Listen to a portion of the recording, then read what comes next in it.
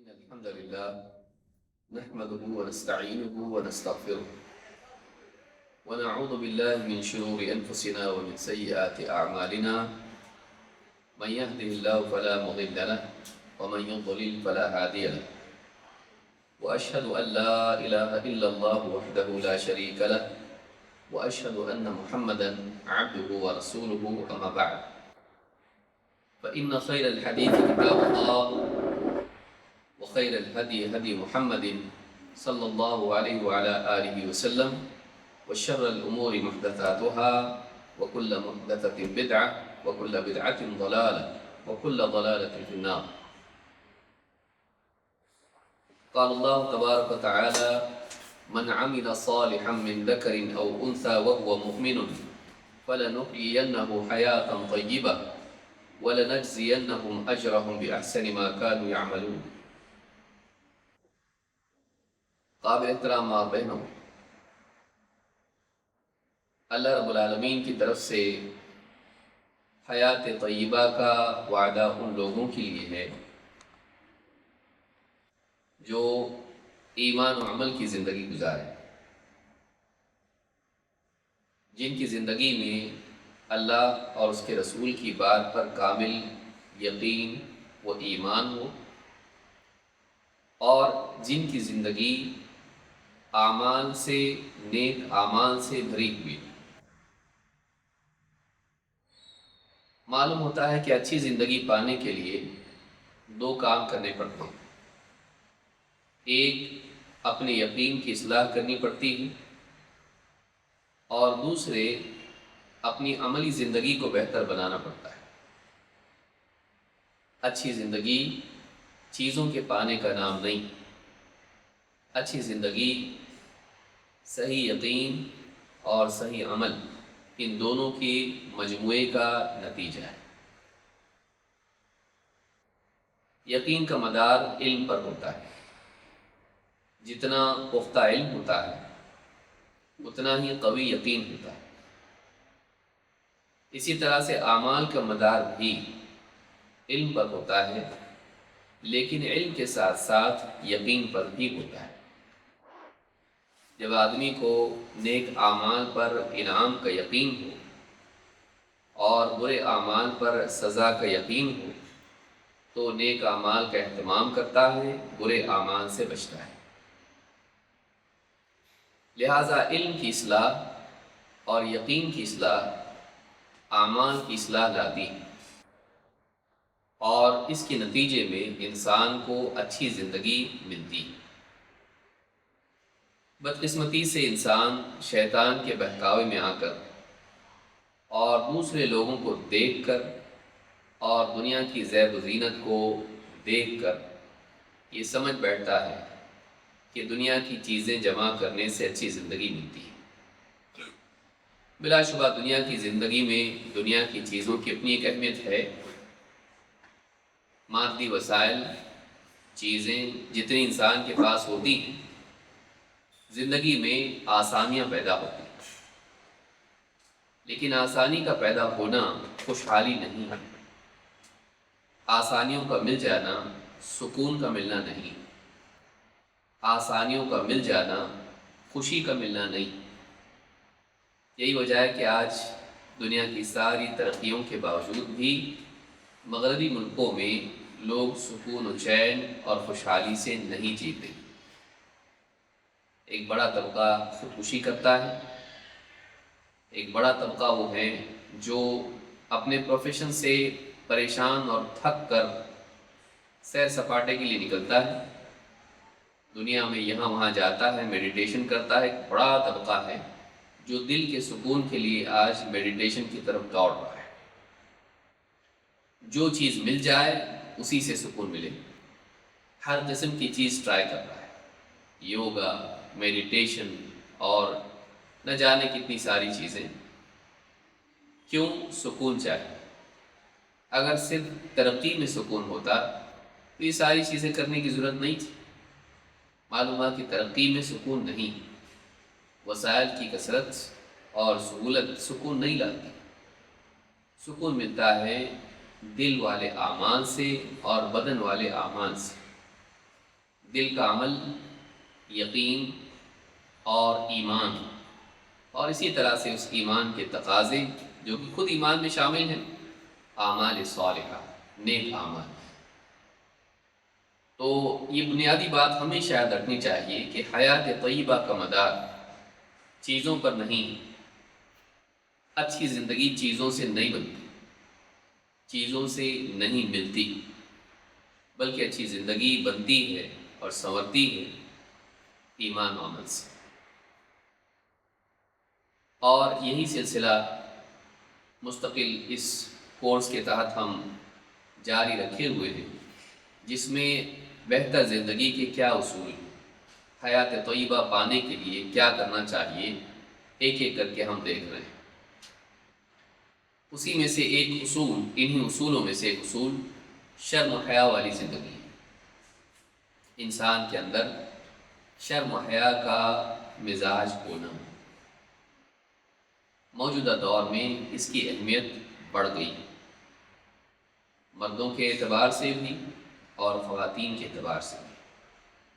ہم ایک ایسے دور میں ہیں جس میں اپنے آپ کو نمایاں کرنا یہ ایک فیشن بن چکا ہے۔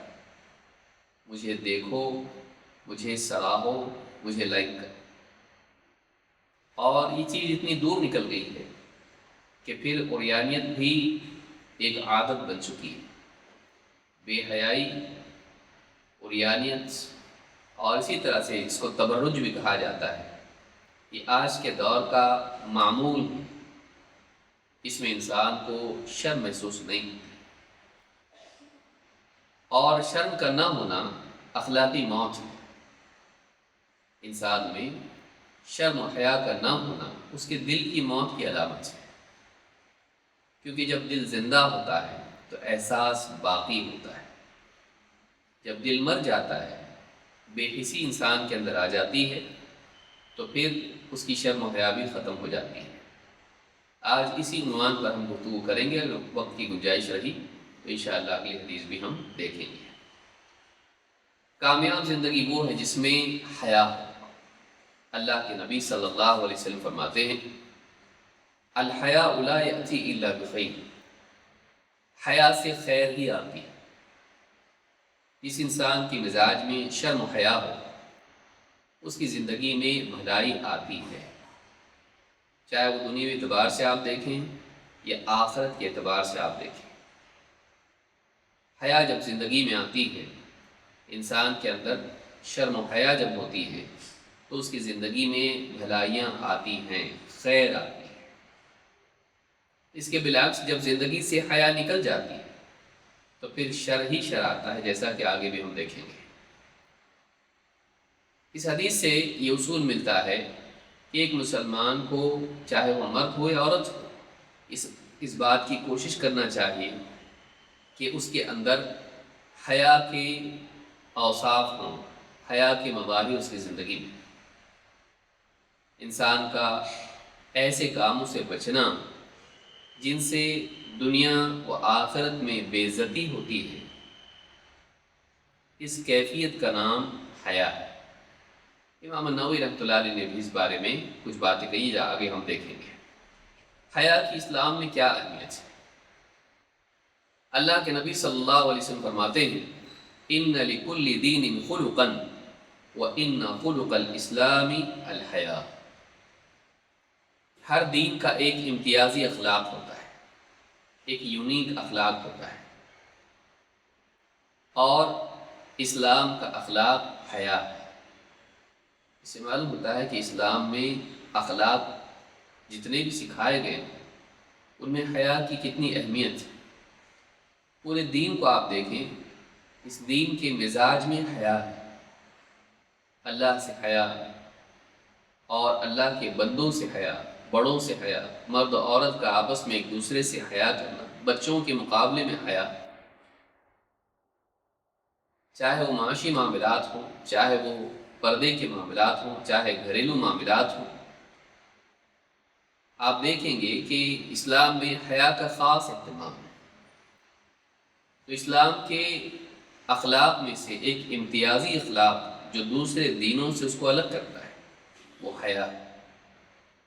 معلوم ہوا کہ جس کے اندر حیا نہ ہو اس کے اندر اسلام کی بہت بنیادی تعلیم نہیں، ایک بہت ہی اعلیٰ اخلاق اور اہم ترین اخلاق یا خلق جس کو آپ کہیں اس کے اندر نہیں ہے۔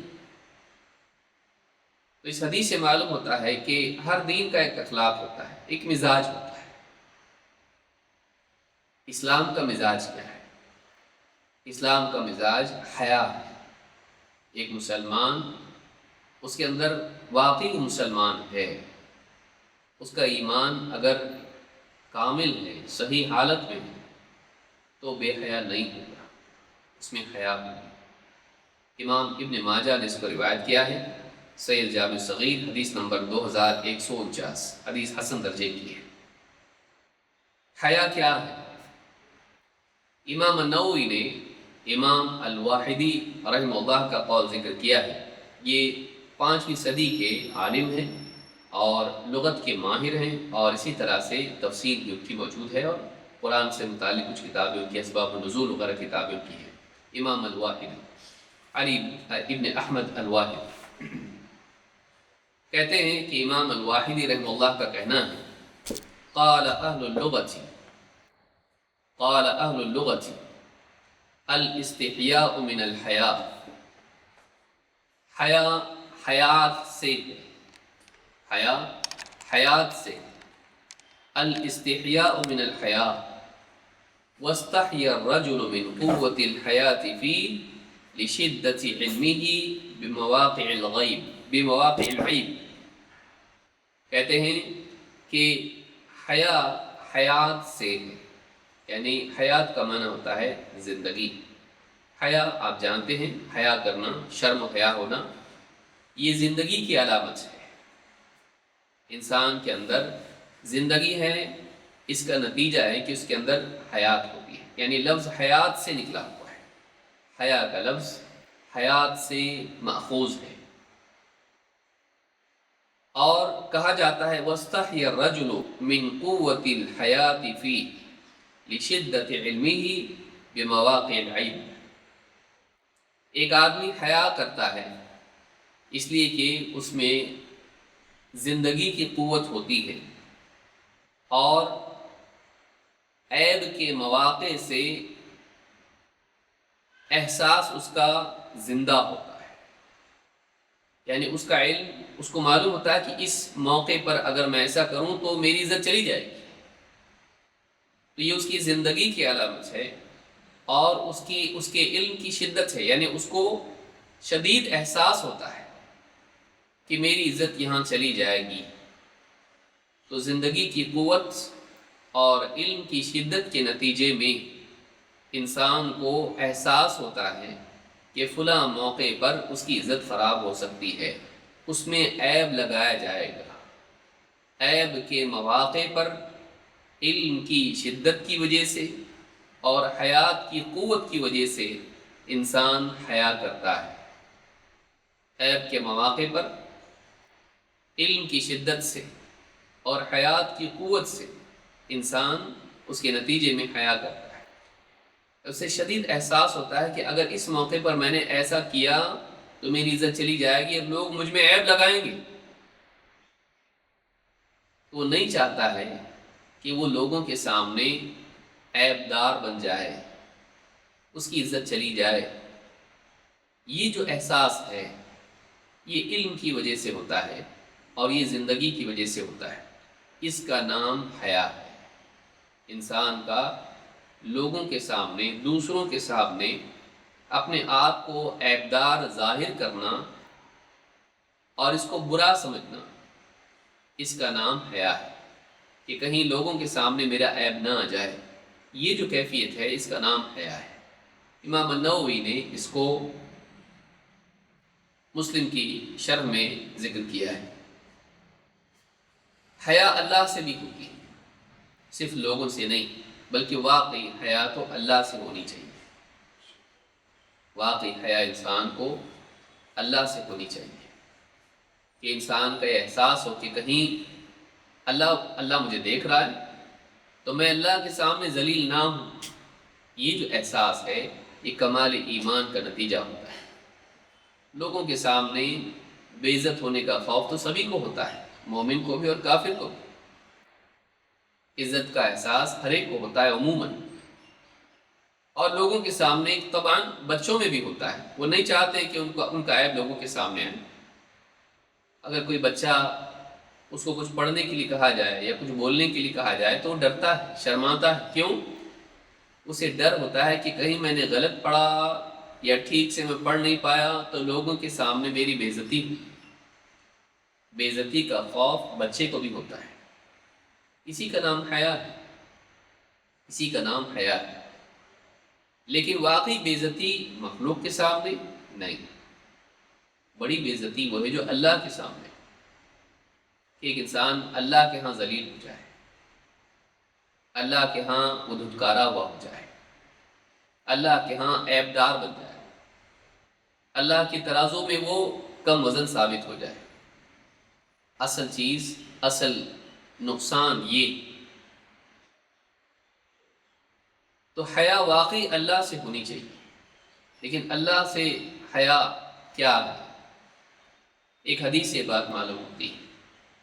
عبداللہ بن مسعود رضی اللہ تعالیٰ عنہ کہتے ہیں قال رسول اللہ صلی اللہ علیہ وسلم استحیوا من اللہ حق الحیا، اللہ سے ویسے حیا کرو جیسا کہ حیا کرنے کا حق ہے،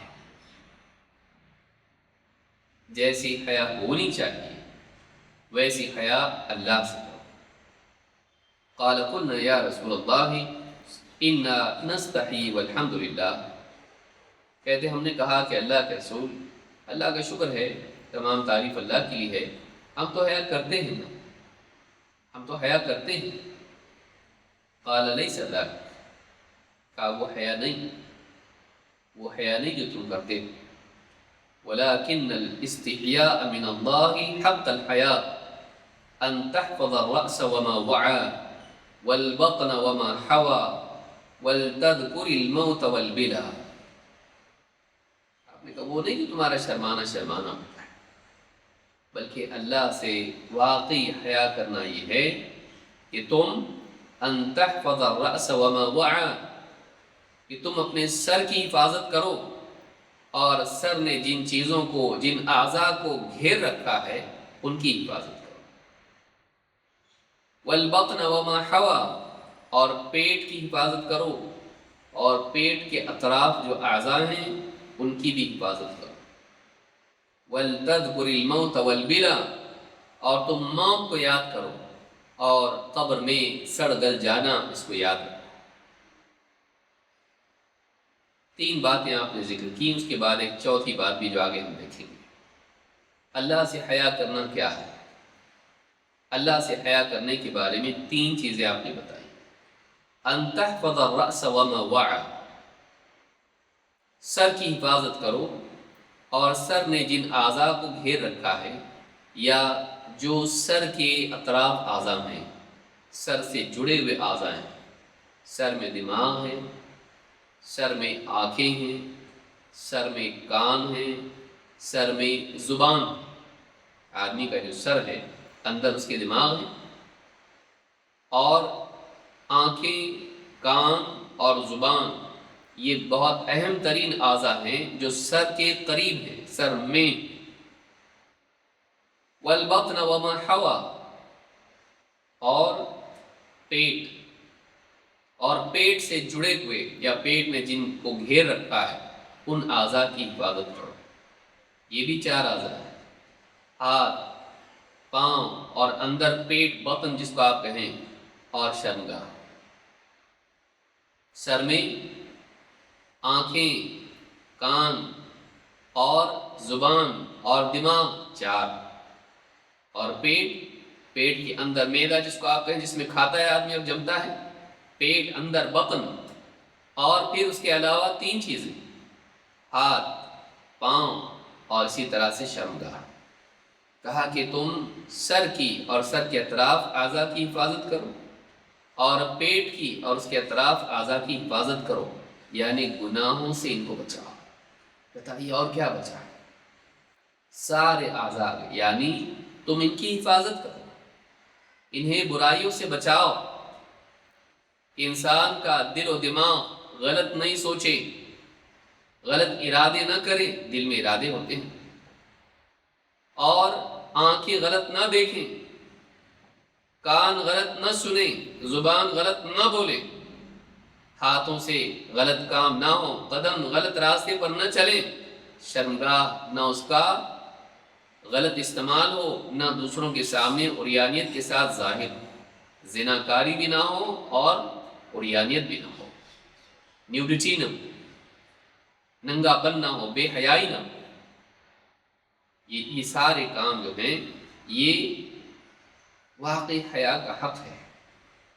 اللہ سے حیا کرنے کا حق یہ ہے کہ انسان سر اور اس کے اطراف کے اعضاء اور پیٹ اور اس کے اطراف کے اعضاء کی حفاظت کرے. وَلْتَذْكُرِ الْمَوْتَ وَالْبِلَا، اور تو موت کو یاد رکھے اور قبر میں جسم کے سڑ گل جانے کو یاد رکھے. یہ ساری لذتیں موت کے ساتھ ختم ہو جائیں گی. اس جسم کو تو لذت دے رہا ہے، آنکھوں کی لذت، کانوں کی لذت، کھانے پینے یا بولنے کی لذت، ہاتھوں سے لذت، پاؤں سے لذت، غلط راستے پر چل رہا ہے، دوڑ دھوپ کر رہا ہے، کھانے پینے کی لذت، زناکاری اور بے حیائی کی لذت. یہ ساری لذتیں تو اپنے جسم کو دے رہا ہے. اس جسم کو جس کا انجام کیا ہے، جو قبر میں جا کے سڑ گل جائے گا، اس میں کیڑے ہو جائیں گے، وہ مٹی میں مل جائے گا. وَلْتَذْكُرِ الْمَوْتَ وَالْبِلَا، تم موت کو اور موت کے بعد قبر میں سڑ گل جانے کو یاد رکھیں. وَمَنْ أَرَادَ الْآخِرَةَ تَرَكَ زِينَةَ الدُّنْيَا، اور جو آخرت کا ارادہ رکھتا ہے، آخرت کو اپنا مقصود بناتا ہے، وہ دنیا کی زینت چھوڑ دیتا ہے. دنیا کی زینت چھوڑ دیتا ہے، یعنی دنیا کو اپنا مقصود نہیں بناتا. دنیا کی زیب و زینت ہی کا ہو کے رہ جائے، بس اس کا مقصود یہ ہو جائے کہ وہ خوبصورت دکھائی دے، اس کے کپڑے اچھے ہوں، اس کا سب جوتیاں اس کی اچھی ہوں، یہی اس کا مقصود بن کے رہ جائے. اس کے اوقات بس آئینے کے سامنے گزرتے ہوں کہ میں لوگوں کے درمیان اچھی دکھائی دوں، لوگ دیکھ کر میری خوبصورتی کو تعریف کریں، اس کی تعریف کریں. میرے پاس موٹر گاڑی ہو، میرے پاس اچھا گھر ہو، میرے پاس بینک بیلنس ہو، میرے پاس اچھے زیورات ہو، میری گھڑی اچھی ہو، بس یہی مقصود نہیں. جو آخرت کا ارادہ کرتا ہے وہ دنیا کی زیب و زینت کو مقصود بنانا چھوڑ دیتا ہے. یہ نہیں کہ سرے سے زینت چھوڑ دے، بلکہ وہ زینت کو مقصود نہیں بناتا، اس میں غلو نہیں کرتا. شریعت کے دائرے میں زینت اختیار کرتا ہے، لیکن اس کا زینت ہی مقصود نہیں بن جاتا کہ بس لوگوں کے سامنے اچھا دکھائی دے، میک اپ کے ذریعے سے، اچھے لباس کے ذریعے سے، زیورات کے ذریعے سے. وَمَنْ أَرَادَ الْآخِرَةَ تَرَكَ زِينَةَ الدُّنْيَا، جو آخرت کا ارادہ کرتا ہے، یعنی آخرت کو اپنا مقصود بناتا ہے، اس کا گول آخرت کی کامیابی ہے، وہ دنیا کی زینت کو اپنا مقصود نہیں بناتا. سب سے زیادہ اہمیت اس کی زندگی میں دنیا کی زینت ہو نہیں، زینت کو مقصود نہیں بناتا، وہ چھوڑ دیتا ہے زینت کو، خصوصاً ایسی زینت کو جو اللہ کی مرضیات کے خلاف ہو، شریعت کے خلاف ہو، ایسی زینت کو چھوڑ دیتا ہے. وَمَنْ فَعَلَ ذَلِكَ فَقَدْ اسْتَحْيَا مِنَ اللَّهِ حَقَّ الْحَيَاءِ، تو جس نے یہ کیا اس نے واقعی اللہ سے حیا کا حق ادا کیا. جس نے سر اور اس کے اطراف کے اعضاء کو محفوظ رکھا گناہوں سے، جس نے پیٹ اور اس کے اطراف کے اعضاء کو محفوظ رکھا گناہوں سے، جس نے موت کو یاد رکھا اور قبر میں جو حال ہونے والا ہے جسم کا اس کو یاد رکھا. ظاہر بات ہے کہ جو قبر کے حالات کو یاد رکھے گا وہ سوچے گا زینت کر کر کے کتنا کریں گے، یہ جسم تو جانے والا ہے، کتنا ہی سجا لو اس بدن کو، کتنا ہی بہترین لباس اور کتنا ہی میک اپ کر لو، آخر میں تو قبر میں ہی جانا ہے. قبر کے بعد کیا ہے؟ قبر میں کیا ہوگا؟ قبر میں جسم تو مٹی میں مل جائے گا، لیکن پھر جیسے اعمال کیے تھے آخرت کی زندگی میں اس کے مطابق فیصلہ ہوگا۔ اصل سیرت ہے، اصل صورت نہیں۔ اصل سیرت ہے، اصل صورت نہیں۔ صورت ہی میں لگے رہنا اور سیرت کو بھول جانا یہ ناکامی ہے۔ تو اس حدیث سے بات معلوم ہوئی کہ اللہ سے حیا کی جاتی ہے، اور اللہ سے حیا کا حق یہ ہے کہ انسان گناہوں سے بچے، ظاہری و باطنی، کیونکہ قلب کو بھی بچانا ہے، دماغ کو بھی بچانا ہے، اور جسم کو بھی بچانا ہے گناہوں سے، ان کی حفاظت کرنا ہے۔ تو ظاہر و باطن کو گناہوں سے بچائے، کیوں؟ اس لیے کہ اللہ تعالیٰ ظاہر و باطن دونوں کو دیکھتا ہے، اجالے میں ہو، اندھیرے میں ہو، لوگوں کے درمیان ہو، تنہائی میں ہو، کہیں بھی تو گناہ کرے، عمل کرے، بولے یا سوچے، ساری چیزیں اللہ کے سامنے، اللہ سے چھپی ہوئی نہیں۔ تجھے لوگوں سے شرم محسوس ہوتی ہے، اللہ سے نہیں۔ اللہ سے حیا کا واقعی حق یہ ہے کہ انسان ان کاموں سے بچے جن کی وجہ سے اللہ کے ہاں وہ بے عزت ہوگا، اور دنیا میں بھی ہوتا ہے۔ تو اصل بے عزتی اللہ کے سامنے، نہ کہ لوگوں کے سامنے۔ جس سے ڈرنا چاہیے، جس بے عزتی سے، ذلت سے ڈرنا چاہیے، وہ اللہ کے سامنے، نہ کہ لوگوں کے سامنے۔ تو کہا کہ اللہ سے حیا کا حق یہ ہے۔ اس حدیث کو امام احمد، ترمذی اور اسی طرح سے امام حاکم اور امام البیہقی نے شعب الایمان میں اس کو روایت کیا ہے۔ سید جامع صغیر حدیث نمبر 935، حدیث حسن درجے کی ہے۔ ہم نے جو یہاں پہ بات کہی کہ حدیث میں جو لفظ آیا ہے کہ جو آخرت کا ارادہ کرتا ہے وہ زینت چھوڑ دیتا ہے، زینت فی نفسہ ہی حرام نہیں، ورنہ اللہ کے نبی صلی اللہ علیہ وسلم کے زمانے میں زیورات استعمال نہ ہوتے، اچھے لباس نہیں ہوتے، مرد اور عورت دونوں اچھا لباس پہنتے تھے، عورتیں زیورات استعمال کرتی تھیں۔ زینت فی نفسہ ہی متروک، مقصود نہیں کہ اس کو ترک کر دیا جائے، لیکن انسان اس کو اپنا مقصود بنا لے، یہ برا ہے۔ اللہ تعالیٰ قرآن کریم میں فرماتا ہے من کان یرید الحیات الدنیا وزینتها نوفی الیہم اعمالهم فیہا وہم فیہا لا یبخسون، جو دنیا کی زندگی اور دنیا کی زینت ہی کا طالب ہو، اس کا ارادہ دنیا اور دنیا کی زینت پانا ہو، نوفی الیہم اعمالهم فیہا، تو دنیا ہی میں ان کے اعمال کا بدلہ ان کو دے دیں گے، وَهُمْ فِيهَا لَا يُبْخَسُونَ، اور ان میں ان پر کوئی بھی زیادتی نہیں ہوگی، ان کے حد سے کم نہیں دیا جائے گا۔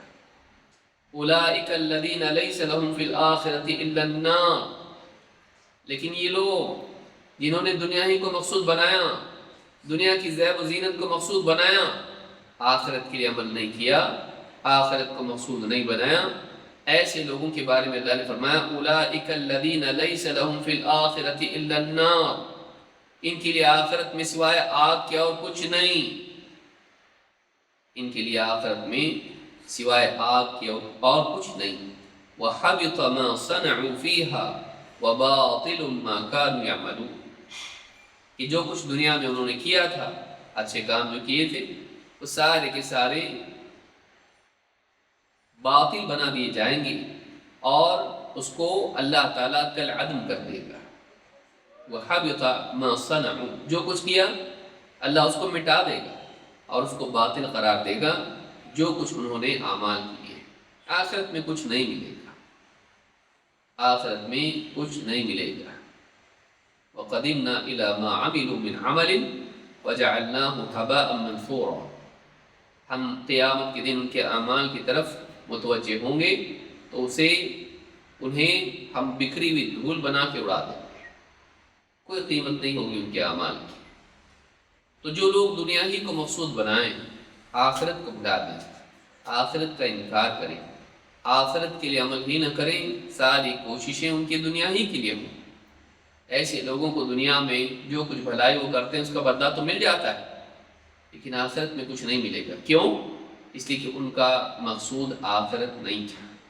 یہاں جو کہا گیا ہے من کان یرید الحیات الدنیا، جو دنیا کی زندگی کا طالب وہ زینت تھا اور اسی دنیاوی زینت ہی کا چاہنے والا ہو، اسی کا ارادہ رکھتا ہو، اسی کو پانا چاہتا ہو، بس اس کا مقصود یہی بن کر رہ جائے، یہ چیز ایسی ہے جو انسان کو ناکام کرتی ہے۔ ورنہ دنیا میں زینت کا استعمال کرنا اللہ تعالیٰ نے اس کو حرام نہیں کیا ہے، اور ایک مستقل ایک عنوان ہے، کبھی اور اس کو ہم تفصیل سے دیکھیں گے۔ جنید البغدادی رحمہ اللہ فرماتے ہیں، اور امام مسلم نے ایک قول کا ذکر کیا ہے شرح مسلم میں، کہتے ہیں الحیاء رؤیت الآلاء ای النعم ورؤیت التقصیر۔ حیا کیا ہے؟ کہتے ہیں حیا یہ ہے کہ انسان اللہ تعالیٰ کی نعمتوں کو دیکھے، جو کچھ نعمتیں اللہ تعالیٰ نے اس کو عطا کی ہیں ان نعمتوں کو دیکھے، ان میں غور کرے۔ ورؤیت التقصیر، اور اپنی کوتاہیوں کو دیکھے، اللہ کے احسانات اور اپنی کوتاہیاں۔ ایک طرف یہ دیکھے کہ اللہ نے کتنے احسان اس پر کیے، اس کو زندگی دی، بہترین جسم دیا، صلاحیتیں دی، سوچنے سمجھنے کی، بولنے کی، دیکھنے کی، سننے کی، چلنے پھرنے کی، اور اس کے علاوہ باہر اتنی ساری نعمتیں عطا کی، آسمان سے پانی برسایا، زمین سے اناج اگایا، اس کے لیے ہواؤں کو چلایا، اس کے لیے اتنا سارا انتظام کیا، اور جس کو گن بھی نہیں سکتا ہے۔ پیشاب پاخانے کا آسانی سے ہو جانا بھی ایک نعمت ہے۔ الحیاء رؤیت الآلاء ای النعم ورؤیت التقصیر۔ حیا اللہ کی نعمتوں اور اس کے احسانات پر نظر ڈالنا، اور پھر اس کے بعد اپنی کوتاہیوں پر نظر دوڑانا، اپنی کوتاہیوں کو دیکھنا۔ فَيَتَوَلَّدُ بَيْنَهُمَا حَالَةٌ تُسَمَّى الْحَيَاءُ۔ ایک طرف جب انسان اللہ کی نعمتوں اور احسانات کو دیکھے، اور دوسری طرف اپنی کوتاہیوں کو دیکھے، تو اس کے بعد ان دونوں کے درمیان سے ایک کیفیت جنم لیتی ہے، اسی کیفیت کا نام، اسی حالت کا نام حیا ہے۔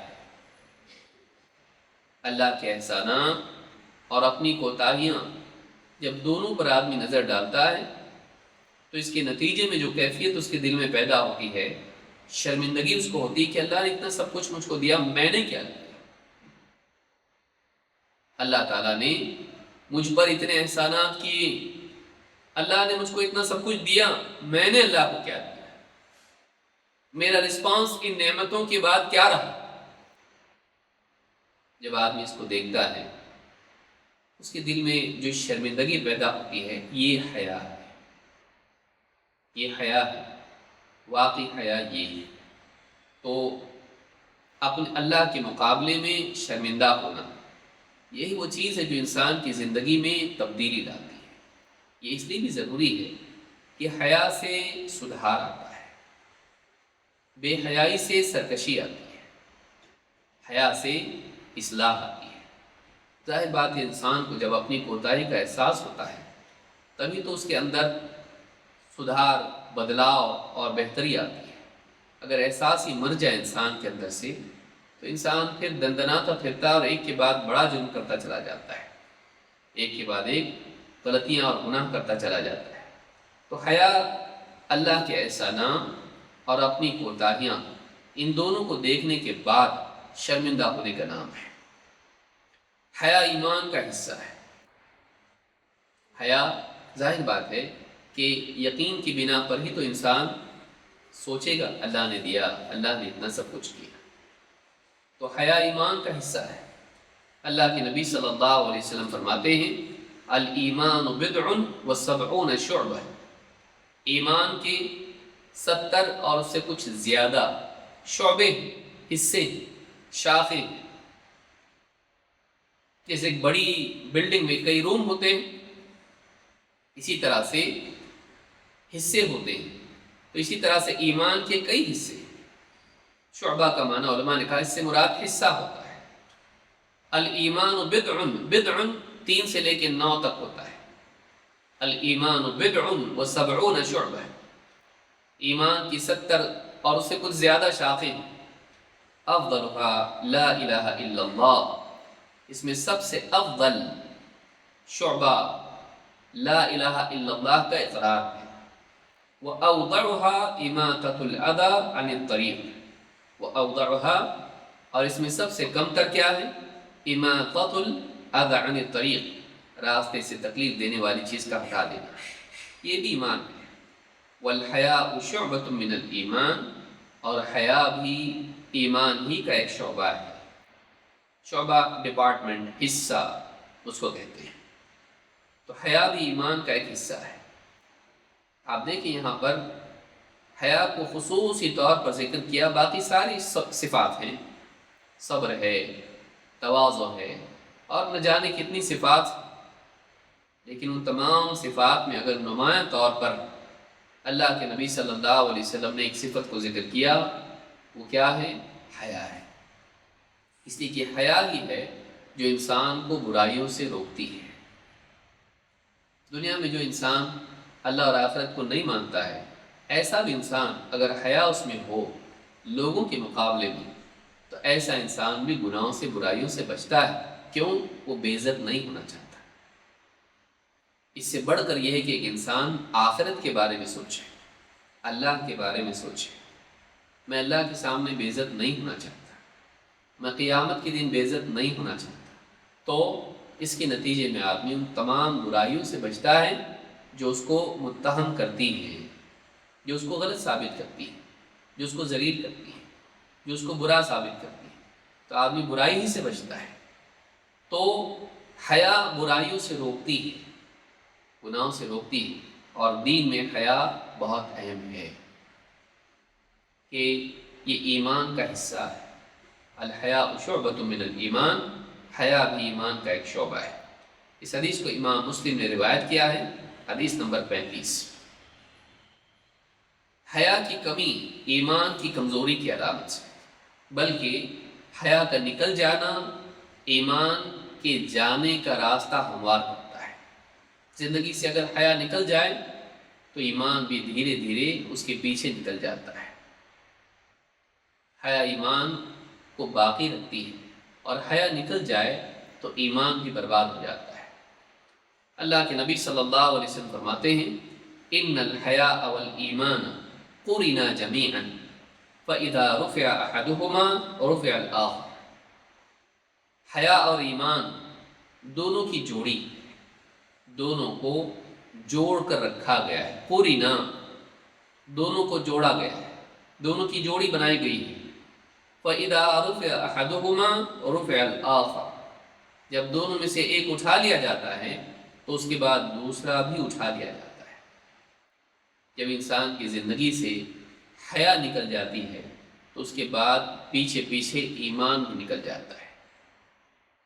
اور آپ مشاہدہ کر کے دیکھیں اپنے اطراف، بے حیائی کے نتیجے میں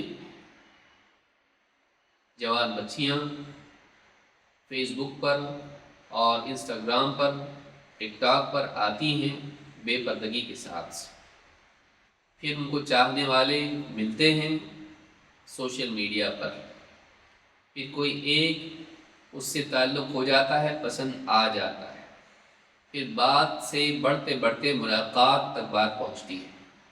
اس کے بعد دل اس پر ایسا آتا ہے کہ پھر دل آیا دین گیا،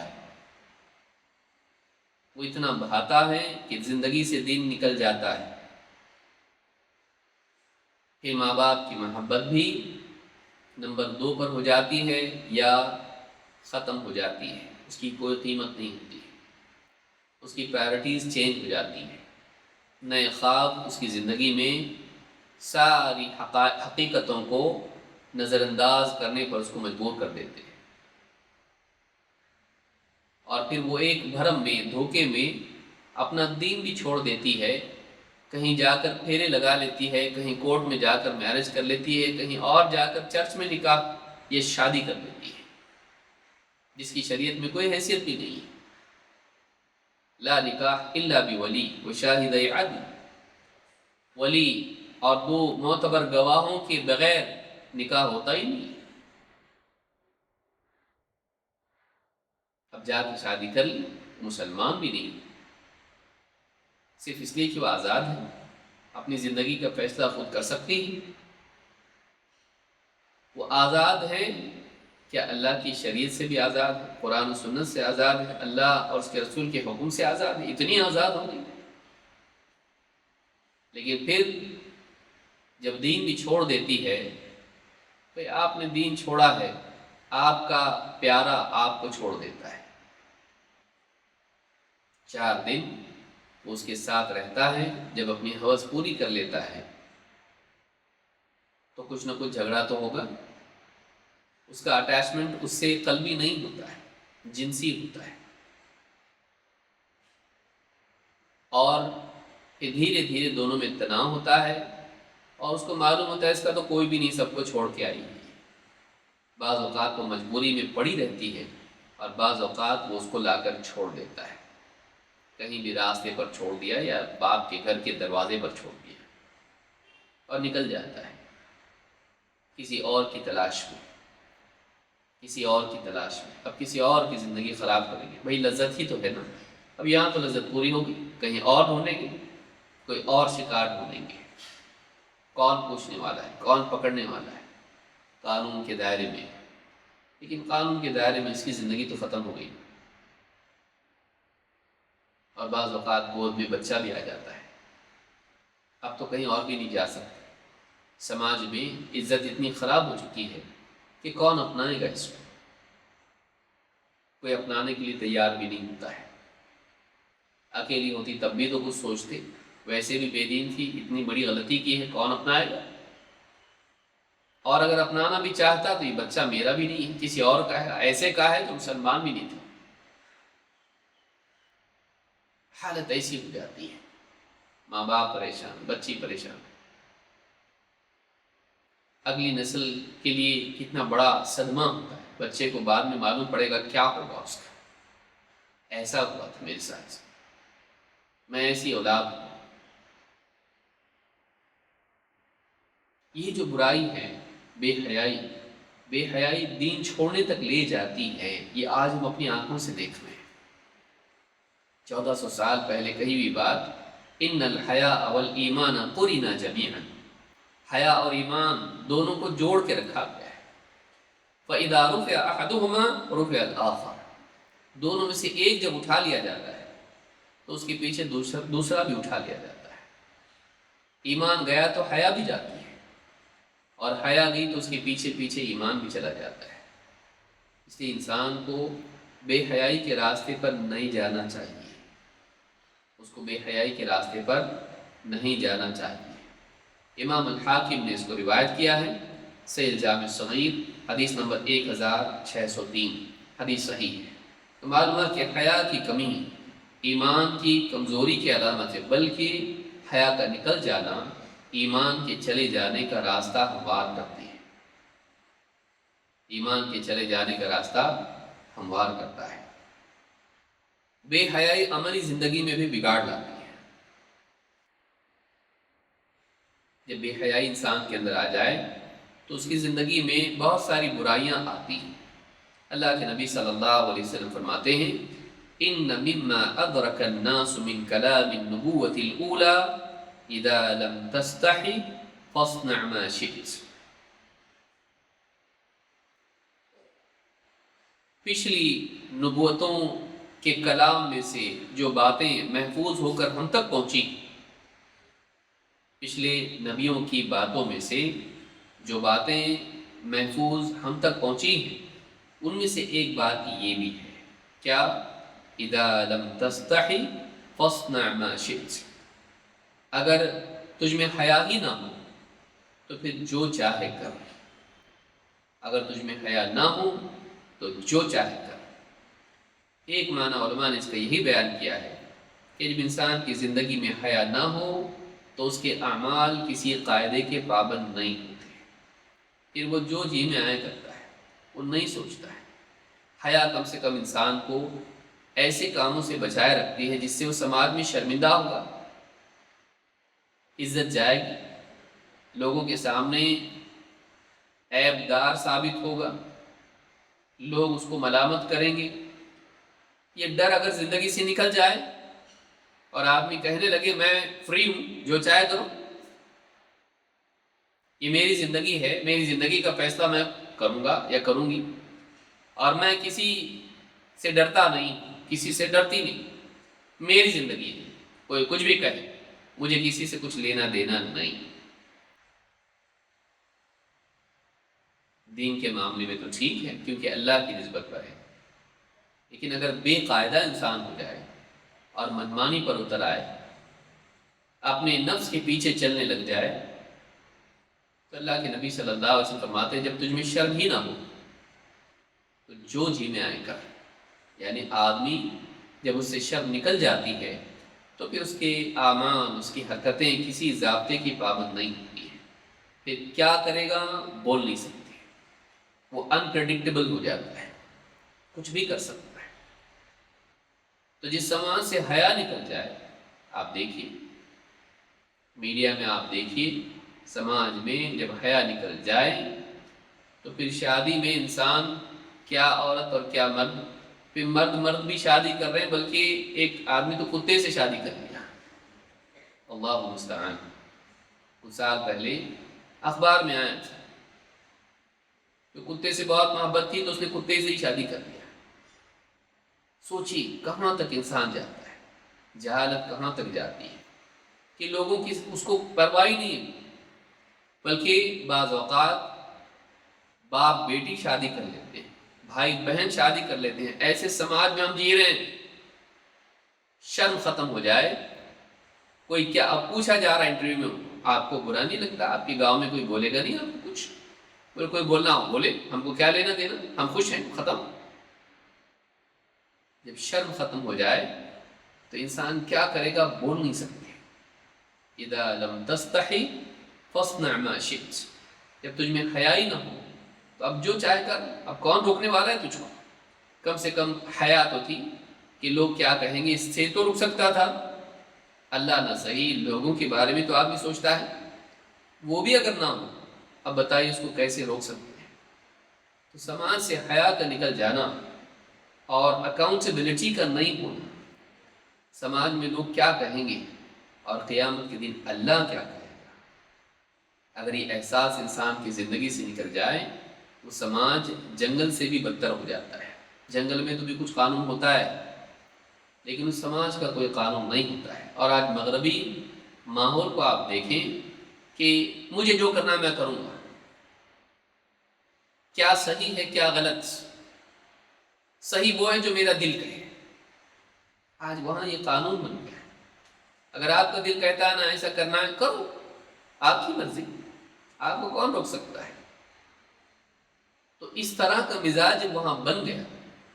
آپ دیکھیے لوگوں کے ٹیٹوز، دیکھیے آپ سر سے لے کے منہ سے لے کے ہاتھ پاؤں پیٹ، کوئی جسم کا حصہ نہیں، چہرے پر پورے ٹیٹو کر دیے، دانت اپنے جنگلی جانوروں کی طرح بنا رہے، ناک کاٹ دی۔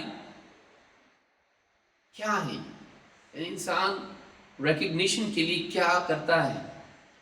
لوگ مجھے دیکھیں، پہچانیں، سب سے یونیک میں دکھائی دوں، سب سے الگ۔ انسان ریکگنیشن کے لیے کیا نہیں کرتا ہے، اور یہ بہت بری چیز ہے۔ انسان لوگ مجھے دیکھیں، اس کے لیے بعض اوقات انسان اوریانیت بلکہ اس سے آگے گزر کے یعنی مثلا تک آ جاتا ہے، اپنے جسم کو میوٹیلیٹ کرتا ہے، بس اس وجہ سے کہ لوگ مجھ کو دیکھیں۔ یہ زینت ہے؟ زینت نہیں، یہ زینت نہیں ہے، یہ حیوانیت ہے۔ انسان کے اندر جو جذبہ ہے کہ کوئی مجھے دیکھے، یہ جب آزاد ہو جاتا ہے اور اس کی حدیں ختم ہو جاتی ہیں اور یہ بالکل دیوانگی کے حد کو پا لیتا ہے، تو پھر انسان وہ سب بے وقوفیاں کرتا ہے جس سے اس کو لگتا ہے کہ لوگ مجھے دیکھ رہے ہیں، لیکن لوگ اس کو دیکھ کے ہنس رہے ہوتے ہیں، لوگ اس کو دیکھ کے افسوس کر رہے ہوتے ہیں کہ کیا کر رہا ہے یہ، لیکن وہ پاگل ہے، اس کو بس یہ چاہیے کہ لوگ مجھے دیکھیں، چاہے لوگ گالیاں دیں، چاہے لوگ مذاق اڑائیں، کم سے کم لوگ دیکھیں تو صحیح مجھ کو۔ خاص کر کے مغرب کے سماج میں دیکھنے ملتا ہے جہاں پر ہر آدمی اپنے موبائل فون میں بزی ہے، کوئی کسی کو دیکھنے کے لیے تیار نہیں، کوئی کسی اور پر نظر ڈالنے کے لیے بھی تیار نہیں، وہاں ریکگنیشن، مجھے لوگ پہچانے، مجھے لوگ مجھ پر دھیان دیں، یہ جذبات اتنے بڑھ گئے ہیں کہ صحیح کام تو دور، انسان غلط سے غلط، برے سے برے کام کو کر کے بھی چاہ رہا ہے کہ لوگ اس کو دیکھیں۔ اس سماج میں ہم جی رہے ہیں۔ ان مما ادرک الناس من کلام النبوۃ الاولى اذا لم تستحی فاصنع ما شئت۔ پچھلی نبوت کے کلام میں سے جو کلام لوگوں نے پایا، اس میں سے ایک بات یہ بھی ہے کہ جب تجھے شرم و حیا نہ ہو، جو چاہے کر۔ امام احمد، ابو داؤد اور ابن ماجہ نے اس کو روایت کیا، اور امام البخاری نے بھی، اور صحیح الجامع الصغیر میں حدیث موجود ہے، حدیث نمبر 2230، حدیث صحیح ہے۔ بے حیائی کے مظاہر میں سے بے پردگی بھی ہے۔ اللہ رب العالمین نے قرآن کریم میں محمد عربی صلی اللہ علیہ وسلم کی بیویوں سے کہا، وَقَرْنَ فِي بُيُوتِكُنَّ وَلَا تَبَرَّجْنَ تَبَرُّجَ الْجَاهِلِيَّةِ الْأُولَى، اپنے گھروں میں بیٹھے رہو۔ وَقَرْنَ فِي بُيُوتِكُنَّ، اپنے گھروں میں، انہیں گھروں کو اپنا مرکز بناؤ، گھروں میں رہو، گھر کی چار دیواری کو اپنی ذمہ داریاں ادا کرنے کے اعتبار سے، اپنے کام ایکٹیویٹی کے اعتبار سے اپنے گھر کو پکڑو۔ وَقَرْنَ فِي بُيُوتِكُنَّ وَلَا تَبَرَّجْنَ تَبَرُّجَ الْجَاهِلِيَّةِ الْأُولَى، اور پہلے دور میں جیسے جاہلیت میں خواتین، عورتیں اپنی زینت کا مظاہرہ کرتی تھیں، تم اس طرح سے تبرج نہ کرنا۔ تبرج اپنی زینت اجنبیوں کے سامنے ظاہر کرنے کو کہتے ہیں۔ اجنبی شخص کون؟ جو محرم نہیں، چاہے وہ رشتہ دار ہو، چاہے وہ پہچان والا ہو۔ اجنبی ہم اس کو سمجھتے ہیں جس کو ہم پہچانتے نہیں، چاہے پہچانتے ہوں، لیکن اجانب ان کو کہا جاتا ہے کہ جو محرم نہیں ہے، محرم کے سامنے پردہ نہیں ہے، لیکن غیر محرم کے سامنے پردہ ہے، چاہے وہ رشتہ دار ہو، چاہے اس کو آپ پہچانتے ہوں۔ وَقَرْنَ فِي بُيُوتِكُنَّ، اپنے گھروں میں رہو۔ وَلَا تَبَرَّجْنَ تَبَرُّجَ الْجَاهِلِيَّةِ الْأُولَى، اور جاہلیت میں جیسے پہلے عورتیں کرتی تھیں، اپنی زینت کا مظاہرہ ایسے نہ کرنا، اپنی خوبصورتی کو لوگوں کے سامنے ظاہر مت کرنا، پردے میں رہنا۔ پردہ حیا کا نتیجہ ہے۔ اسلام میں بے حیائی نہیں، بے پردگی نہیں۔ لیکن آج اس دور میں آپ دیکھیں، میڈیا کے دور میں بے پردگی عام ہوتی جا رہی ہے۔ مسلمان جوان بچیاں کیا، آج تو شادی شدہ عورتیں بھی کوئی گانا گا کے اس پر میڈیا میں آ رہا ہے، کوئی ناچ رہا ہے، کوئی جوکس بنا رہا ہے، کوئی غزل گا رہا ہے، تو کوئی کچھ اور۔ خواتین بے پردگی کے ساتھ میں، پوری زیب و زینت کے ساتھ میں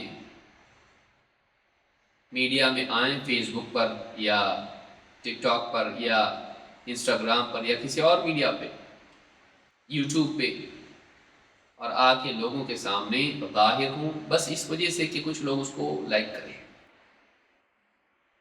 کچھ لوگ اس کو پسند کریں۔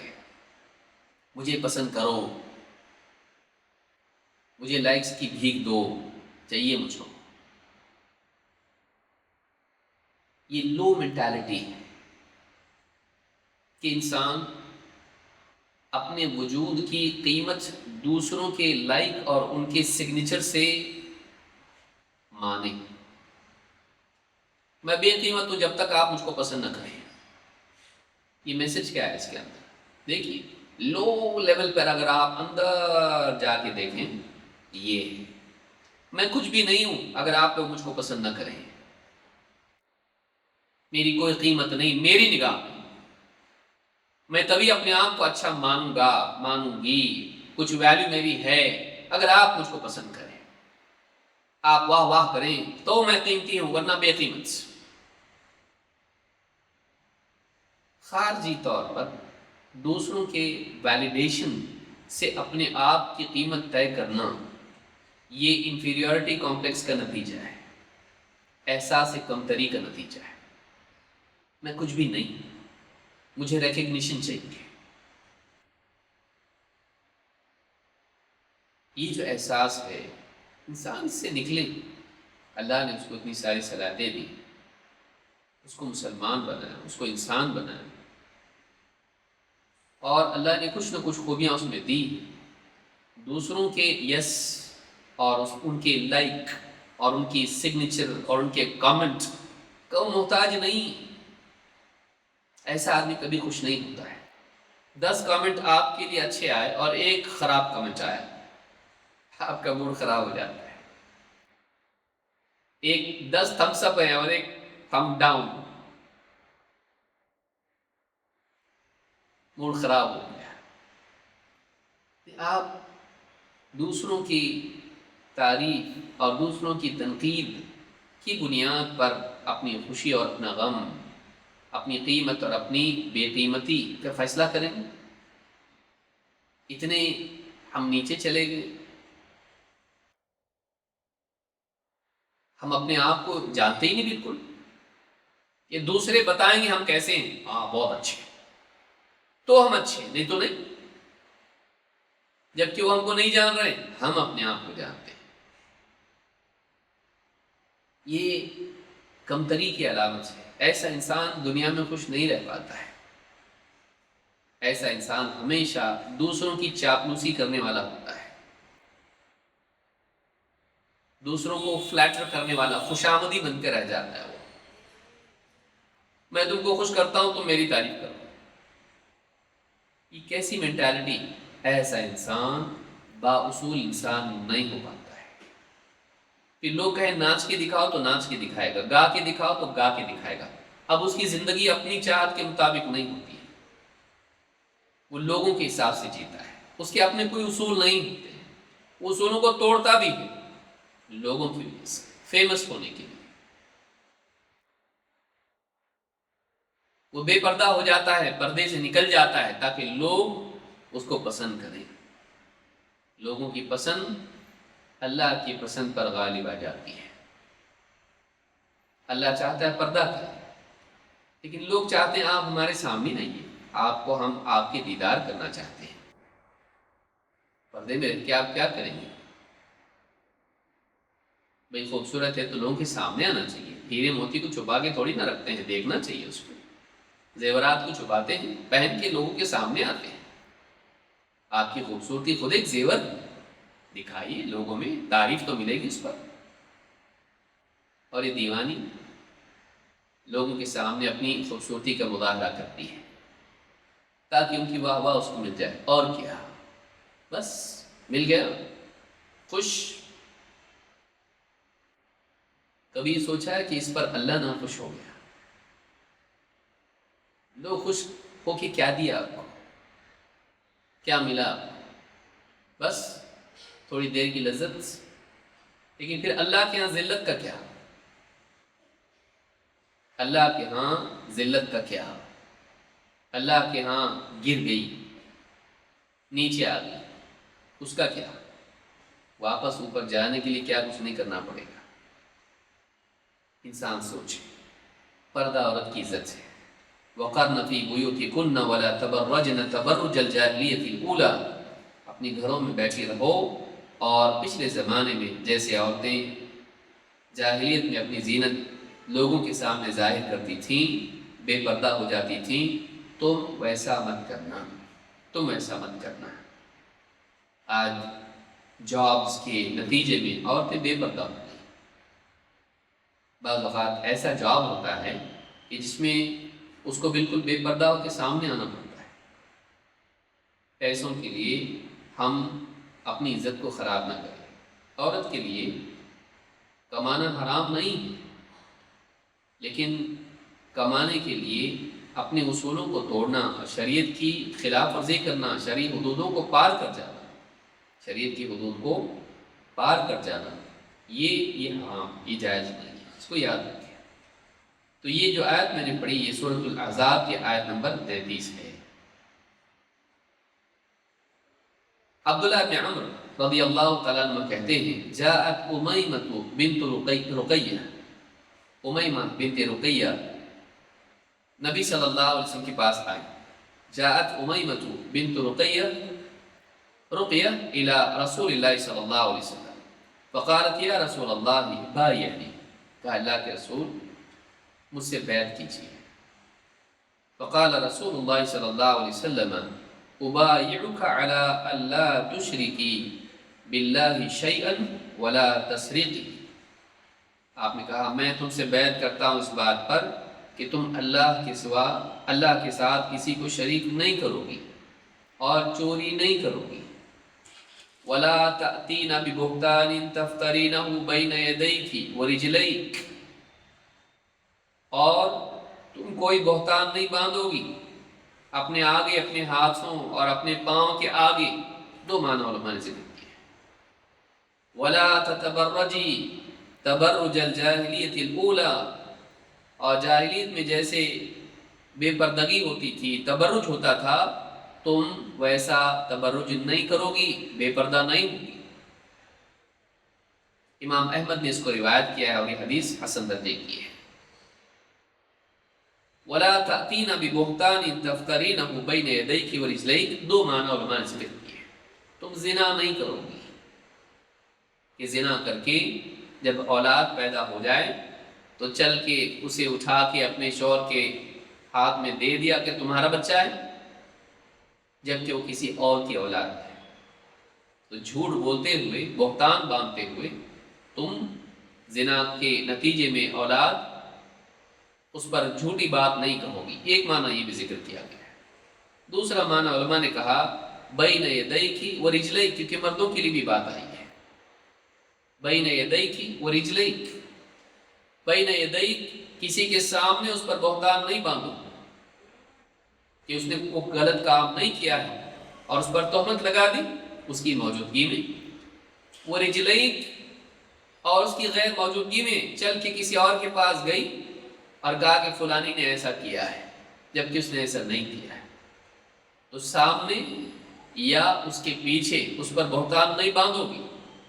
تو دونوں معنی علماء نے ذکر کیا اور سب ساری چیزیں اس میں شامل ہیں کہ جھوٹ اور بہتان تم نہیں کرو، حقیقت کے برخلاف بات نہیں کرو، کسی اور پر تہمت نہیں لگاؤ۔ تو اس میں آخری بات آپ دیکھیں وَلَا تَتَبَرَّجِي تَبَرُّجَ الْجَاهِلِيَّةِ الْأُولَى، اور تم جاہلیت کے دور کی طرح بے پردگی یعنی تبرج اختیار نہیں کرو گی۔ تو نبی صلی اللہ علیہ وسلم عورتوں سے خصوصی طور پر اس بات پر بھی بیعت لیتے تھے، بیعت کرتے تھے کہ وہ تبرج اختیار نہیں کریں گی۔ یعنی یہ بہت ہی اہم چیزوں میں سے تھا جو زمانے میں جس پر بیعت لی جاتی تھی، بے پردہ نہیں ہوں گی، بے پردہ نہیں ہوں گی۔ اس میں ایک صورت بے حیائی کی یہ بھی ہے کہ انسان اپنے گناہوں کا چرچا لوگوں کے درمیان کرے۔ اللہ کے نبی صلی اللہ علیہ وسلم فرماتے ہیں کل امتی معافا الا المجاہرین، میری امت میں سے ہر شخص کے ساتھ اللہ تعالیٰ درگزر کا معاملہ کرے گا، اس پر عذاب نہیں کرے گا، سوائے ان لوگوں کے جو مجاہرین، جو جہرن گناہ کرتے ہیں، سرن نہیں۔ مجاہرین اپنے گناہ کو لوگوں کے سامنے لاتے ہیں۔ وَإِنَّ مِنَ الْمُجَاهَرَةِ أَن يَعْمَلَ الرَّجُلُ بِاللَّيْلِ عَمَلًا، مجاہرہ یہ ہے، اس کی ایک شکل یہ ہے کہ آدمی یا عورت، آدمی رات میں کوئی عمل کرے، برا عمل کرے یا ایسا عمل کرے جو لوگوں کو نہیں بتانا چاہیے، ثم يصبح وقد ستر اللہ علیہ، پھر جب صبح ہو جبکہ اللہ تعالیٰ نے اس کے اس عمل کو چھپائے رکھا تھا، فیقول یا فلان عملت البارحة کذا وکذا، اللہ نے اس کے عمل کو چھپائے رکھا تھا، رات کے پردے میں وہ عمل تھا، لوگوں کی نگاہوں سے چھپا ہوا تھا، لیکن یہ خود ہی صبح ہونے کے بعد لوگوں کے سامنے بیان کرے کہ اے فلاں، میں نے رات میں ایسا اور ایسا کام کیا، وقد بات یسترہ ربہ، جبکہ حالت یہ ہے کہ اللہ تعالیٰ نے رات بھر اس کے عمل کو چھپائے رکھا، وَيُصْبِحُ يَكْشِفُ سِتْرَ اللَّهِ عَنْهُ، اور صبح ہوئی تو اللہ کے پردے کو اس نے چاک کر دیا، اللہ نے چھپایا، اس نے لوگوں کے سامنے بتایا۔ اللہ کے چھپانے کے باوجود اس نے اس کو چھپے رہنے نہیں دیا، چاہے وہ گناہ کا عمل ہو یا ایسی بات ہو جو لوگوں کے سامنے نہیں بیان کی جاتی ہے۔ آپ بتائیے، بیوی شوہر کے تعلقات، نکاح ہوا، شادی ہوئی، اور اس کے بعد میں سہیلیاں اور دوستوں کے درمیان ساری تفصیلات بیان کرتے ہیں۔ بیوی شوہر کی جو بھی معاملات ہیں یہ پردے میں رہتے ہیں، لیکن انسان ان کو لوگوں کے سامنے بیان کرے، لڑکا اپنے دوستوں میں، لڑکی اپنی سہیلیوں میں۔ ٹھیک ہے، ڈاکٹر کا معاملہ ہو، ماں باپ کا معاملہ ہو، ماں سے بتانا، یہ سب چیزیں ضرورت کے تحت ہو سکتی ہیں، یہ اس میں نہیں آتا ہے، لیکن اس کو انجوائے کر کے، انٹرٹینمنٹ کا ٹاپک بنا کے لوگوں کے سامنے تفصیلات کے ساتھ ذکر کرنا، یہ اسلامی شعار نہیں ہے، یہ حیا کے خلاف ہے، یہ حیا کے خلاف ہے۔ تو کہا کہ اللہ تعالیٰ نے تو اس پر پردہ ڈالے رکھا تھا، لیکن صبح ہونے کے بعد اس نے وہ باتیں جو چھپی ہوئی تھیں ان کو لوگوں کے سامنے بیان کر دیا، اور کہا یا فلان عملت البارحۃ کذا وکذا۔ اس سے بدتر یہ ہے کہ انسان زنا کاری کرے، انسان چوری کرے، انسان گناہ کے کام کرے، بے حیائی کی چیزیں دیکھے، اور پھر اگلے دن کہے کہ میں نے رات میں ایسا ایسا کیا۔ تو ایک انسان جس پر اللہ نے پردہ ڈالا تھا اس کے عمل پر، اس نے اپنے عمل کو لوگوں کے سامنے فخریہ طور پر بیان کیا، یہ چیز اللہ کو پسند نہیں، یہ مجاہرہ ہے، یہ برائیوں کا، بے حیائی کا عام کرنا ہے۔ اللہ تعالیٰ ایسے آدمی کو معاف نہیں کرتا ہے، یعنی اللہ تعالیٰ اس پر سزا ڈالتا ہے، اس پر دنیا میں سزا آتی ہے۔ تو یہ بہت سخت بات ہے کہ دنیا میں بھی اللہ کے عذاب کا حقدار انسان بن جاتا ہے۔ امام البخاری اور مسلم نے اس کو روایت کیا ہے، صحیح البخاری حدیث نمبر 6069 اور صحیح مسلم حدیث نمبر 2990۔ تو اس سے معلوم ہوتا ہے کہ گناہ ہوں یا خانگی زندگی کے چھپانے والے معاملات ہوں، ان کو لوگوں کے سامنے بیان کرنا اچھی بات نہیں ہے۔ آخری بات یہ کہ بے حیائی پر دنیا میں بھی عذاب ہے، یعنی انسان کا اس بات کو پسند کرنا کہ لوگوں میں بے حیائی عام ہو، یہ بھی دنیا میں اللہ کے عذاب کا حقدار انسان کو بناتا ہے۔ اللہ تعالیٰ فرماتا ہے ان الذين يحبون ان تشيع الفاحشة في الذين آمنوا لهم عذاب أليم في الدنيا والآخرة۔ یقیناً وہ لوگ جو اس بات کو پسند کرتے ہیں کہ بے حیائی ایمان والوں کے درمیان عام ہو جائے۔ بے حیائی، فاحشہ، بے حیائی کو بھی کہتے ہیں اور خاص طور سے زنا کاری کو کہا جاتا ہے۔ جو لوگ اس بات کو پسند کرتے ہیں کہ اہل ایمان کے درمیان بے حیائی عام ہو جائے، لہم عذاب علیم فی الدنیا والآخرہ، ان کے لیے دردناک عذاب ہے، ان کے لیے ایک دردناک عذاب ہے دنیا میں بھی اور آخرت میں بھی۔ یہ سورہ نور کی آیت نمبر 19 ہے۔ اس آیت سے معلوم ہوتا ہے کہ بعض گناہوں کی سزا دنیا میں بھی ملتی ہے، بعض گناہوں کی سزا صرف آخرت میں نہیں بلکہ دنیا میں بھی ملتی ہے، اور انہی میں سے یہ بھی ہے کہ ایک انسان بے حیائی کے عام ہونے کو، پھیلنے کو پسند کرے، چاہے وہ زنا ہو جو بدترین شکلیں اس کی، یا بے پردگی۔ اس کو اگر پسند کرتا ہے انسان، افیئرس کو پسند کرتا ہے، لڑکے لڑکیوں کا مل جل کر بے پردگی کے ساتھ میں آپس میں کنیکٹ ہونا اور اس طرح سے انجوائے کرنا چیزوں کو، یہ ساری چیزیں اگر یہ پسند کرتا ہے انسان اس کو، تو یہ دنیا میں بھی عذاب کا ذریعہ ہے، کیونکہ یہ چیز زنا کی ایک صورت ہے۔ آنکھ سے بھی زنا ہوتا ہے، کان سے بھی زنا ہوتا ہے، زبان سے بھی زنا ہوتا ہے، دل سے بھی زنا ہوتا ہے، اور پھر اس کی بدترین شکل یہ ہے کہ انسان واقعی زنا کاری کرے۔ تو آنکھ دیکھتی ہے، کان سنتے ہیں، زبان بولتی ہے، دل سوچتا ہے، پھر اس کے بعد میں انسان واقعی زنا کرتا ہے، تو زنا کے مقدمات بھی زنا میں شمار ہوتے ہیں۔ تو آپ دیکھیں کہ سماج کہاں جاتا ہے، بے حیائی سماج کو ڈبو رہی ہے، شہرت طلبی کے نتیجے میں اور لوگوں کے سراہنے کی چاہت میں انسان بہت دور نکل جاتا ہے، بہت دور نکل جاتا ہے۔ ہمارا سماج بدقسمتی سے بہت دور نکل چکا ہے اور آگے معلوم نہیں کتنے دور جائے گا۔ بہت ضروری ہے کہ ہماری مسلمان بچیاں اسلامی اقدار کو، اسلامک ویلیوز کو، اسلامی اخلاق کو یاد رکھیں کہ ہمارا طریقہ کیا ہے۔ دوسری قومیں ہم کو نہیں بتائیں گی کہ ہم کو کیسے جینا ہے، ہم کو معلوم، ہم جانتے ہیں۔ اگر لوگ پردے کا مذاق اڑائیں آپ پردہ چھوڑ دیں گے، اگر لوگ کہیں پردہ پنجرا ہے آپ پردہ چھوڑ دیں گے، پردے میں آپ کو گرمی ہو رہی ہے آپ پردہ چھوڑ دیں گے تھوڑی انکنوینئنس کے لیے۔ ایک مسلمان عورت اپنے اصول یاد رکھتی ہے، اسلام سے باہر میں نہیں جا سکتی، انکنوینئنس ہے۔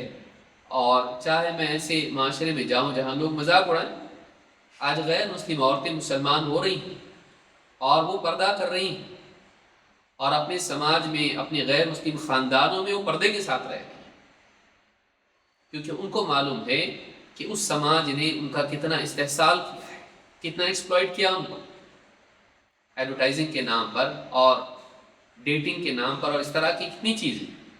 آج ان کو محسوس ہو رہا ہے کہ نہیں، اسلام میں ہماری قیمت ہے، باہر ہماری کوئی قیمت نہیں ہے، ہم کو بس اپنی لذت کے لیے لوگ چاہتے ہیں کہ ہم بے پردہ ہو جائیں، وہ انجوائے کرنے کے لیے ہم کو بتا رہے بے پردہ ہو جاؤ۔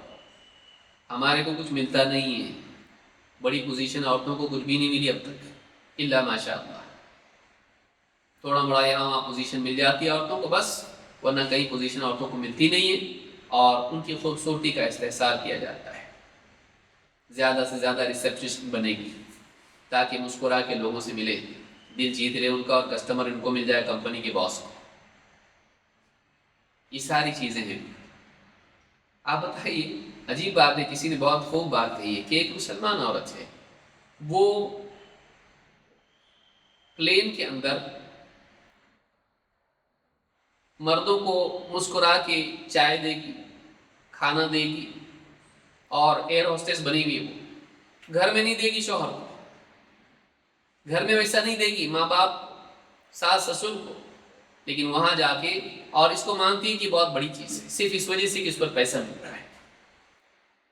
وہی اخلاق اگر ایک عورت اپنے گھر میں کرے، جاہل عورت ہے وہ، ہاں قیدی ہے وہ، کہ گھر والوں کو کھانا کھلانا، ان کو چائے پلانا، ان کی ذمہ داریاں پوری کرنا، اگر یہ عورت گھر میں بیٹھ کے کرے تو یہ عورت بیوقوف ہے، پچھڑی ہوئی۔ وہی ہوا میں اڑ کے کرے تو وہی کام کر رہی ہے، وہی کام کر رہی ہے، چائے بانٹ رہی ہے لوگوں کو، کہاں ان کا کچرا سمیٹ رہی ہے، ڈالی تھیلی لے کے گھوم رہی ہے، ڈالو اس میں جو بھی گلاسز ہے چائے کی اور پلیٹس اپنی سب ڈالو اس کے اندر، کچرا جمع کر رہی ہوائی جہاز میں، بہت بڑی ترقی کر لی اس نے۔ بتائیے، یعنی ایک عورت گھر میں کرے تو بری، اور وہاں ادھورے کپڑے پہن کر عورت کر رہی ہے، لوگوں سے جھوٹی مسکراہٹوں کے ساتھ مل رہی ہے، یہ بہت بڑی بات ہے، یہ آزادی ہے، یہ ترقی ہے، اس کو ترقی کہتے ہیں۔ غور کیجیے، مغرب میں وہ سارے کام جو ایک عورت اپنے گھر میں کر سکتی ہے اس سے راستے پر کروائے، اور اس کو کہہ رہے ہیں کہ تم کو آزاد ہم نے کیا ہے۔ اللہ رب العالمین ہم کو سمجھ دے، اللہ ہم کو سمجھ عطا فرمائے۔ ہم عورت کے کمانے کے خلاف نہیں ہیں، کیونکہ اسلام نے اس کی گنجائش رکھی ہے، لیکن کمانے میں، پانے میں کھو کیا رہے ہیں یہ دیکھیے۔ اگر اپنی عزت کھو کر یہ سب پا رہے ہیں تو کیا پا رہے ہیں؟ دین کھو کر یہ پا رہے ہیں تو کیا پا رہے ہیں؟ تو اپنا دائرہ ہمیشہ یاد رکھیں، اس دائرے سے باہر نہ جائیں۔ بے حیائی ایک عیب ہے اور یہ نقصان کی چیز ہے، حیا ایک اچھی چیز ہے۔ حیا دینداری، اور حیا عزت کا راستہ ہے، دینداری ہے، آخرت میں بھی عزت ہے، دنیا میں بھی عزت ہے۔ اللہ رب العالمین ہم سب کو سمجھ عطا فرمائے، اور بے حیائی کے اسباب سے اور اس کی تمام صورتوں سے ہم سب کی حفاظت فرمائے۔ اقول هذا واستغفر الله لي ولكم۔